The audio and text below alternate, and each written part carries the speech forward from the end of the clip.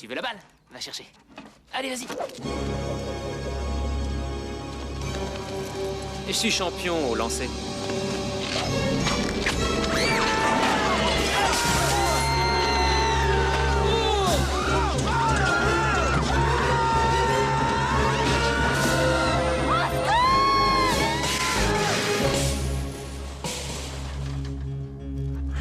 Beethoven au pied! Non! Non, Beethoven! Arrête au pied! Non, non, non, pas au pied! Oh,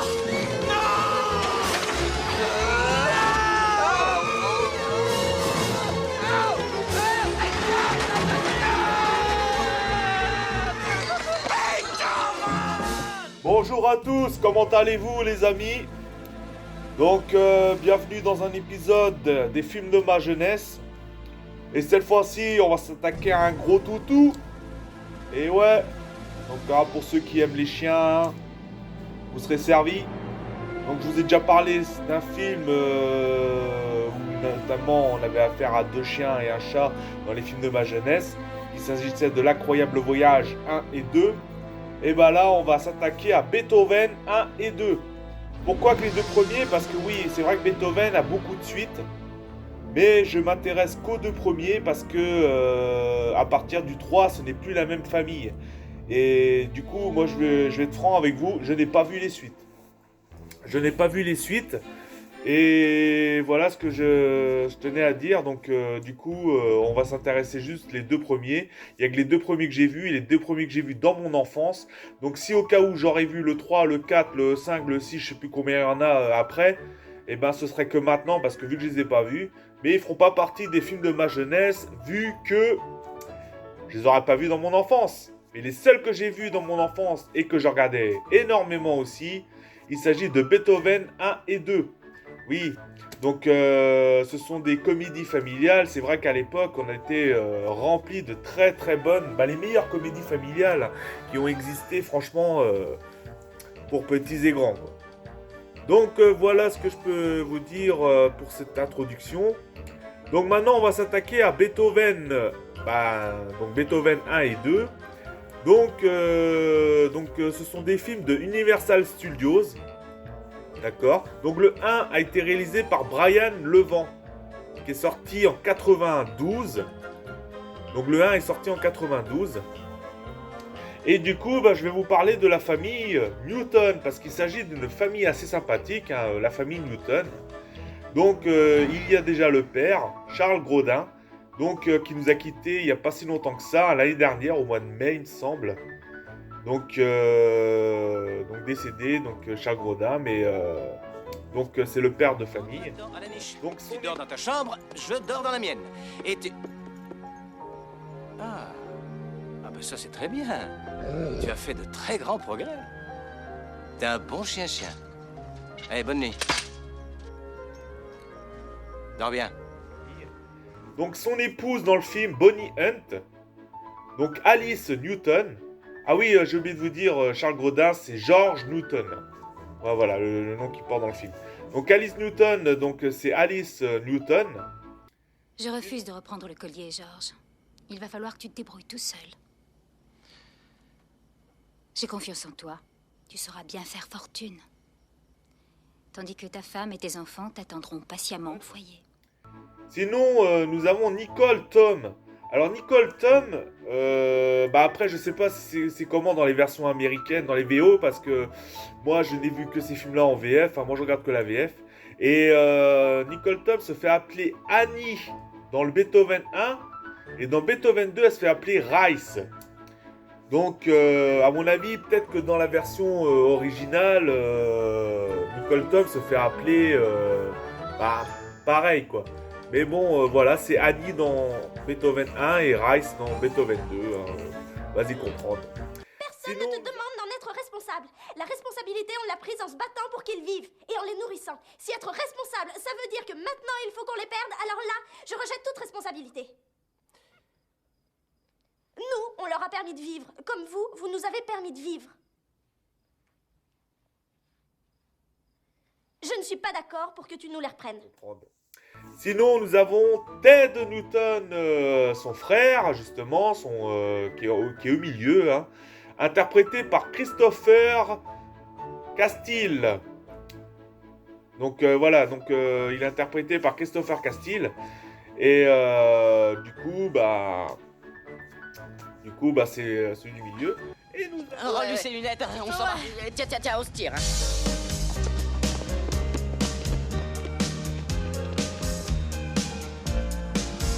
Alors, vous voulez toujours vous battre?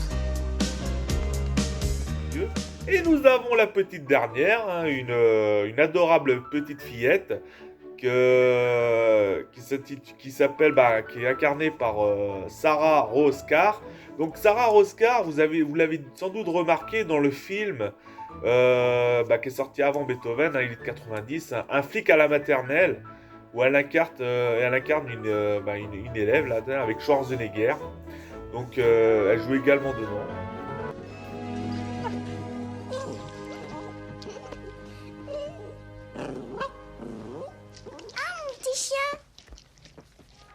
Bonjour. Tu m'énerves, tu vas voir, je t'attrape. Oh, mais peut-être vous chamaillez. Maman, regarde, j'ai rêvé d'un beau petit chien et il est venu. Donc voilà, et elle interprète Emily Newton, donc la petite dernière de la famille. Voilà au sujet de la famille Newton, mesdames et messieurs. Donc voilà ce que je peux vous dire. Sinon, nous avons affaire à Dean Jones qui joue dedans, et lui, il interprète plutôt le méchant de l'histoire, le saleté de vétérinaire. Et oui, le docteur Varnick, oui, Varnick il me semble, Varnick ou Varnick, ouais, un truc de genre. Et ouais, du coup, le méchant vétérinaire. Et cet acteur, malheureusement, est décédé en 2015. On parle d'aberration comportementale récemment apparue. Quel genre de comportement? Ma foi, je ne sais comment vous le dire, mais j'ai été obligé de tuer plusieurs de ces animaux au cours des 6 derniers mois. Ils manifestaient une forte agressivité et s'attaquaient aux êtres humains. Je préfère vous mettre en garde parce que vous avez des enfants.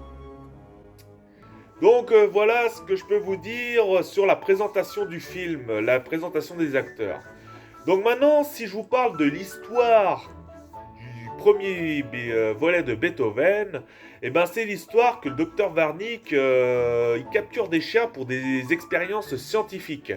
Et du coup, il envoie deux de ses gaillards, donc à la recherche de kidnapper les chiens errants dans les rues, ou même, ils font pire que ça, ils vont carrément voler des chiots plutôt, dans une animalerie. Alors du coup, pendant qu'ils vont voler les chiots dans cette animalerie, et pendant leur transfert dans leur fourgonnette, deux chiens se barrent. Et parmi les deux chiots qui se barrent, il y a Beethoven, donc qui était en chiot et tout. Donc Beethoven qui est tout seul en train de se promener à la ville, et du coup il se rend dans la maison des Newton. Et du coup,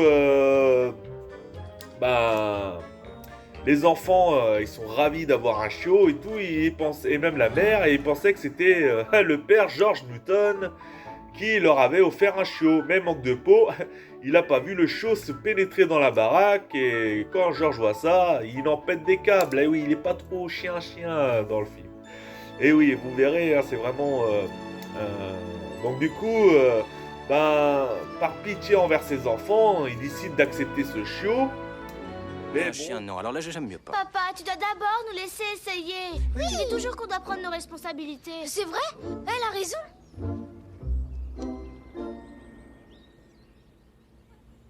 Jusqu'à preuve du contraire, c'est moi qui commande. Alors je ne veux pas de chien, c'est décidé. C'était couru d'avance.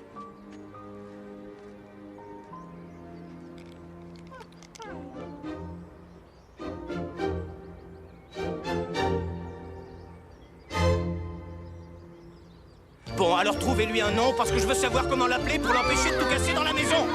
Merci, papa. Mais c'est provisoire, hein. Mais bon, plus il grandit le chiot, plus il devient ingérable. Et oui, ce saleté Beethoven. Et du coup, ils devront faire face à Varnick et ses hommes pour sauver tous les chiens qui sont prisonniers de ces brutes. Donc voilà en gros l'histoire du premier. Mais franchement, Beethoven, je vous le conseille hein, pour les enfants de maintenant. Donc, hein, les parents, c'est des films à leur montrer absolument. Eh oui. Tu la vois, celle-là? C'est Danny Disworth. Tous les garçons lui courent après. Regarde, elle a tout. Des cheveux parfaits, des dents parfaites. Et je crois que Marc la trouve parfaite. Donc maintenant, je vais vous parler du second volet. Donc le second volet est sorti un an après le premier volet. Donc il est sorti en 93. Et du coup, il a été réalisé celui-là par Rob Daniel.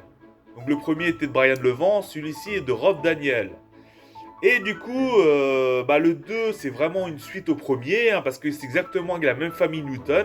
Donc je ne vais pas vous la représenter. Il y a juste Nicole Tom, hein, justement, la fille de la famille, qui se fait appeler Annie dans le Beethoven 1 et Rice dans le Beethoven 2. Il y a juste ça qui change, mais sinon voilà, c'est exactement la même famille Newton.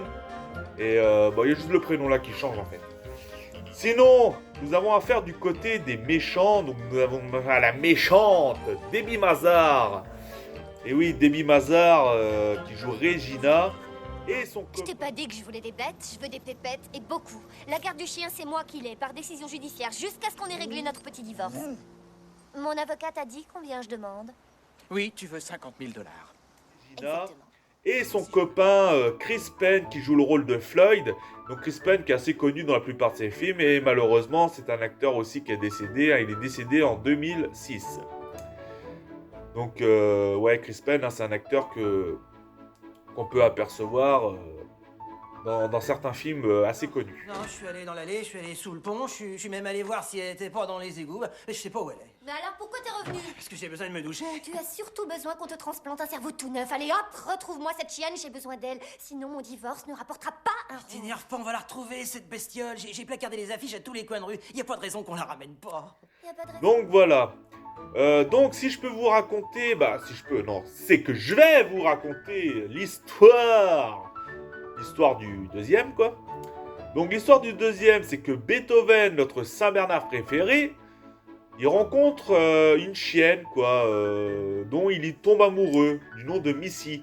Sauf que Missy, cette Saint-Bernard femelle, elle appartient à Regina, Regina qui la garde comme garantie de son divorce, comme une sorte d'héritage en fait.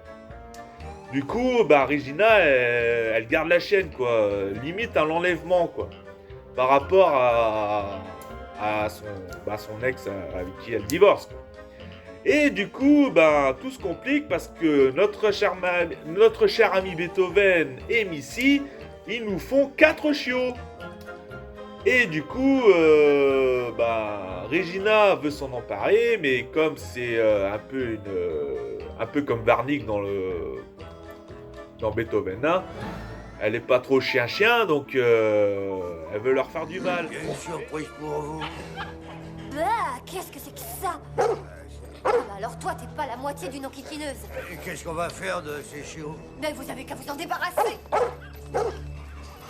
Les refuges pour animaux, ça coûte de l'argent. Mais je sais pas, moi, noyez-les. Mais qu'est-ce que ça peut faire? Mais du coup, on peut compter sur ces chers enfants Newton pour capturer ces 4 chiots et les protéger.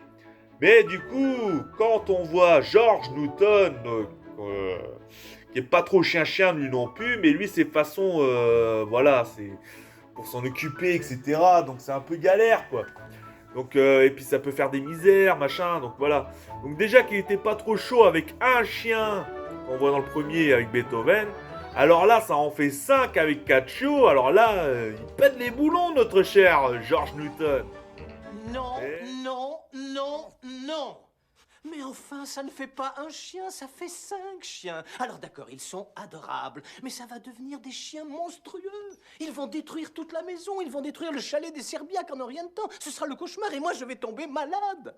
Pour des raisons hygiéniques, affectives et financières, nous ne pouvons pas garder ces chiens. Vous me prenez vraiment pour un dingue? Ne me regardez pas avec ces yeux-là, la réponse est non. Mais les enfants, ils savent amadouer leur père parce que il accepte ses 4 chiots et du coup ils partent en vacances. Ouais, ils ont un chalet à la montagne et tout, donc ils partent. Et puis bien sûr, il y a Regina et Flood qui leur mettent des bâtons dans les roues. Et le truc, c'est que la famille Newton, une fois de plus, sauve ses chiens. Et oui, c'est une famille qui sauve les animaux. Et ça, il en faudrait beaucoup dans la vie de nos jours. Parce que quand tu vois tous ces animaux maltraités, ça me fout mal au cœur. Donc, voilà les histoires des 2 Beethoven.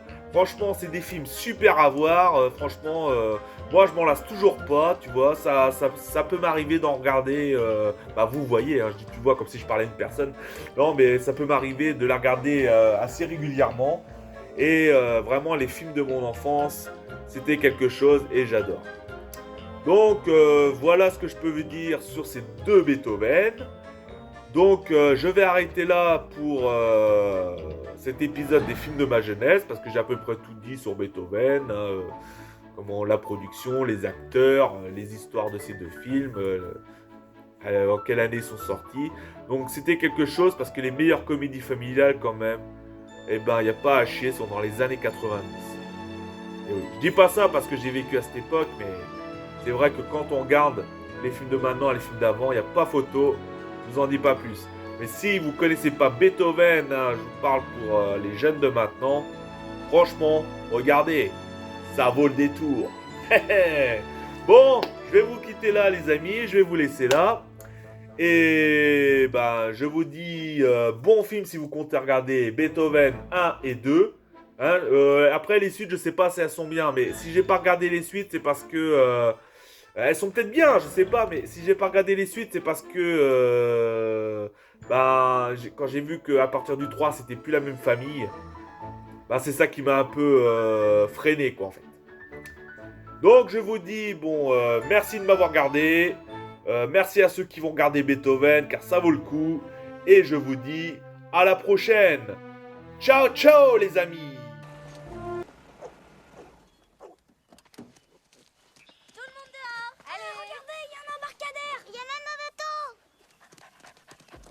Mais oui, tu vas aller courir. Oh. Et ben voilà. Oh, c'est beau, c'est génial. Waouh, ce Fred, quel vénard. Je savais pas que ça rapportait à ce point-là, le velcro. Quelle bonne idée tu as eue.